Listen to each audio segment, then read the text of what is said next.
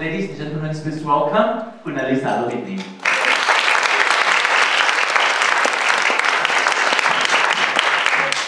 It's a pleasure to be here, and it's a long story about lie detection. So let me just start by introducing myself. My name is Alisa. I am, people say I'm an image consultant, but actually I'm not, because if you know a stylist or what stylists do, is they actually teach you how to dress. I do that, but I also teach you everything non-verbal. So actually when you talk about lie detection, it's more about being able to detect or being able to tell if the person you're talking to actually means what he's saying. It's not about, catching every bit of that person and that person's not telling you the truth. No, it's not. It's more about whether the person is really telling you what he or she is really feeling. And in sales, in marketing, we all need that. When we go out to meet clients, we all want to know. We all want to know if the person's really going to come back and buy, or he or she is just saying that and then just end up disappearing. I was told, or I was asked rather, that today the conversation will revolve around image in business context, as well as cross-cultural, as I can see that we're all mixed race here. Kun Jill found me when I was in the UK. I travel a lot, I do 30 trips a year. I have a partner who is one of UK's oldest living butler. He's 78, and I'll show you his picture in a bit. So I go there quite a lot because I need to work with him, and we're opening up a school in Shanghai because I think the Chinese, are interested in etiquette, in how to dress and things like that. So after this, I'll fly off to Shanghai. So you caught me at the right time. I'll just start by talking about what we do.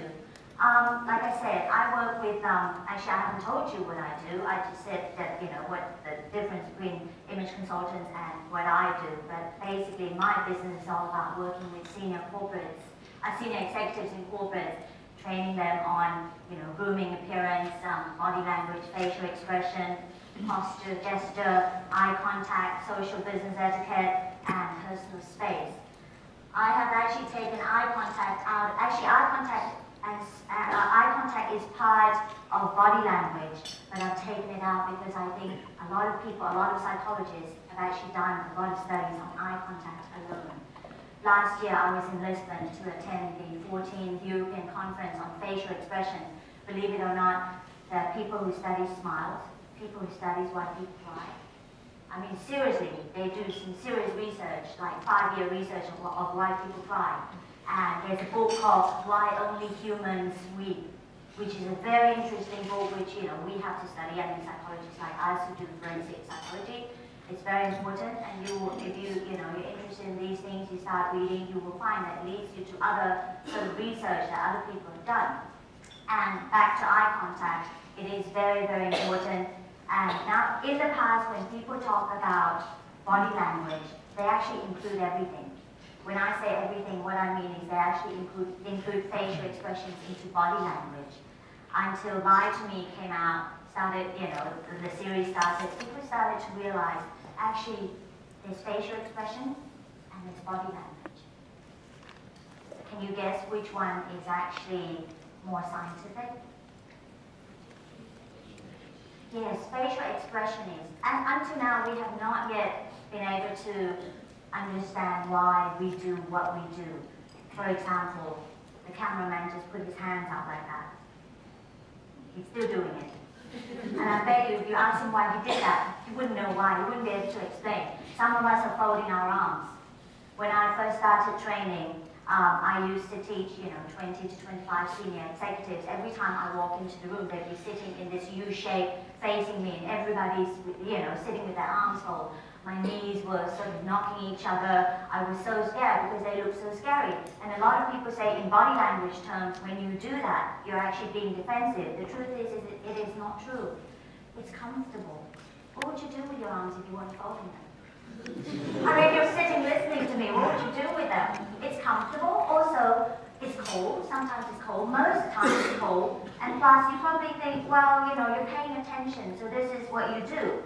And a lot of people do that. And a lot of people tend to think that when you read a non-verbal cue or body language, to read only one side. That is not true, because I could be folding my arms, talking to someone, but laughing. So would that mean that, you're not supposed to come near me? No. You have to be able to read. Being able to read people is very important, and as I explain further, you'll understand why. So basically, image consists of verbal and non-verbal. Like I said, I don't do anything verbal. Everything I teach is non-verbal. And today you hear a lot about non-verbal. Okay? That's me in brief.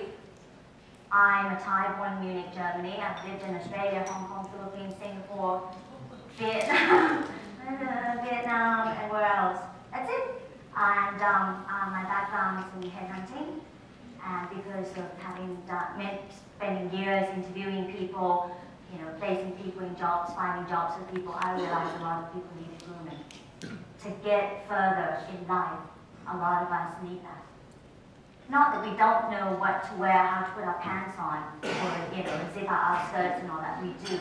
But a lot of the times, we don't know what's expected of us.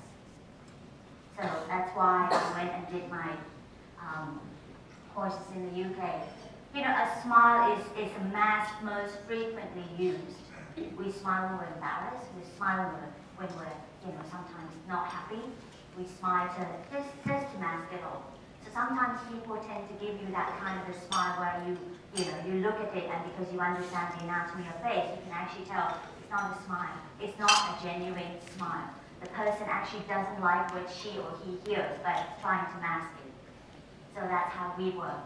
And I think in business, this is very useful because you get to understand, oh, okay, what I'm seeing is not exactly, what it's supposed to mean.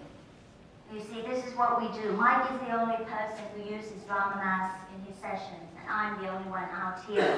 As you can see from these two pictures, that's back in Brighton, this is here in Thailand.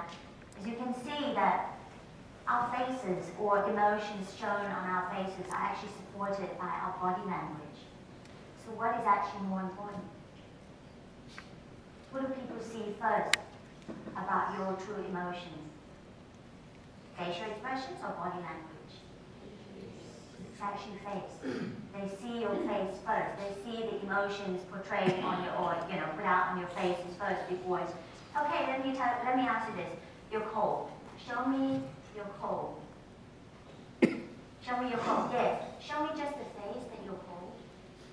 Without the body. How's that? Come on. Show me just the face. I just want to see your face and your cold. And not the body. It's hard, isn't it? How about show me your heart? Just the face. No sweat dripping. Just the face. It's very difficult. You cannot, have one without the other. It would have absolutely no meaning. Yeah? So when you're cold, you do this. Your body actually supports your face. Your face actually does nothing. Maybe you're just saying you're cold, but your hands are actually doing something. So body language and facial expressions do go together. First impression basically is decisions made within, I'd say, 5 seconds, okay, of meeting someone. It's what they think of you, what you think of them. It's the wow factor in you or in the person, which makes you think, oh, wow. When we look at someone, we see someone, we go, wow. What's that wow? What are you wowing? Do you even know? Most of the times we do, but we can't explain it. Okay? How you are remembered. They say first impression lasts 15 years. I'm sure you've got friends who said, I still remember the first day we met, your hair was like this, or you were wearing this, or you were wearing that. Okay? And then first impression is very important because it determines the next step. What is going to happen next? Because if the person likes you, she'll smile, be very accommodating. If the person doesn't like you, then what happens? Totally the opposite. And they say normally first impression is something you cannot change. When the person feels something about you. It's just, this girl came to me last year to do a course. Could you guess what she does for a living? If you just see this picture, and I'm going to show you the other picture soon. What do you think she does for a living? How old do you think she is? She's a student? Okay. What makes you think she's a student? Because of what she's wearing, because of her hair and all that, right? How old do you think she is? She'd be very happy. Okay. Does she look different now? Does she look older now? Yeah? Does she look like she still goes to school? She's actually a medical doctor. Her mother sent her because she looks like that. I hope she's changed. Her mother sent her because she looked like that before. And her mother said, you know, you can't go to work looking like that.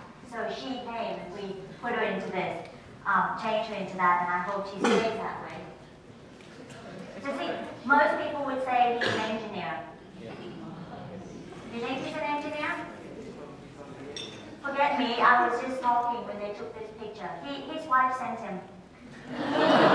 Yes, his wife actually phoned 3 times before I took him on. So easy to do a makeover.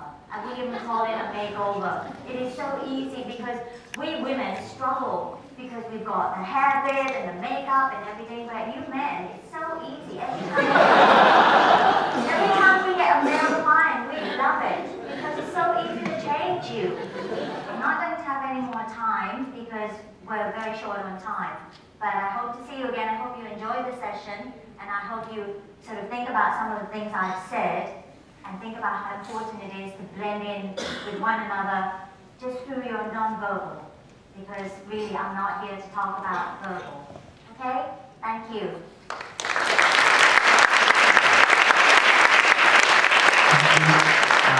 I just want to invite Sam to give the token of appreciation for Kunal-san for today. Thank you very much. Thank you very much. Thank you.